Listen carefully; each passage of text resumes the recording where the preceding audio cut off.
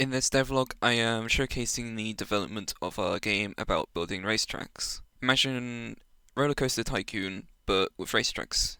So that would include catering for guests, including new series into your tracks, maybe even creating your own. If you're watching this after seeing my previous video on my channel, this is what I'm working on now, but with Matt, who is a director along with me in our new company. Now, the first thing I decided to create for our game was a very basic road tool, along with a walls tool as well. They are using the same logic, and unfortunately that logic is quite flawed, as you can see from how scratched everything is. I then got to trying to fix this scratching, which turned out to be quite a tedious process of trial and error trying to get it right. As you can see, the results are fairly scuffed at this point. So at this point, I decided to leave it and come back later and try and work on a curb tool, which also led to some scuffed results, as the curb would place on its own or completely separate from the track. I then decided to try out Godot for this kind of game.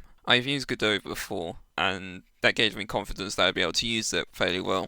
Unfortunately, we had a bit more trouble trying to make the road tools in Godot, and trying to port certain materials over to Godot from Unreal wasn't the best experience for Matt. As nice as it is for me to develop in Godot, ultimately we decided it wasn't the most suitable for what we were trying to do, so we decided to switch back to Unreal. Shortly after though, we managed to get curves working on our road tool, and I managed to massively improve the barrier tools from what it was originally. Matt also managed to get a great deal done with the prop tool. As you can see, able to place 3 different types of props. I then decided to stream the development of trying to add curbs onto the racetrack. As you can see, this attempt has already gone better than the previous ones. Maybe not curved along with the road, but at least it was on the road.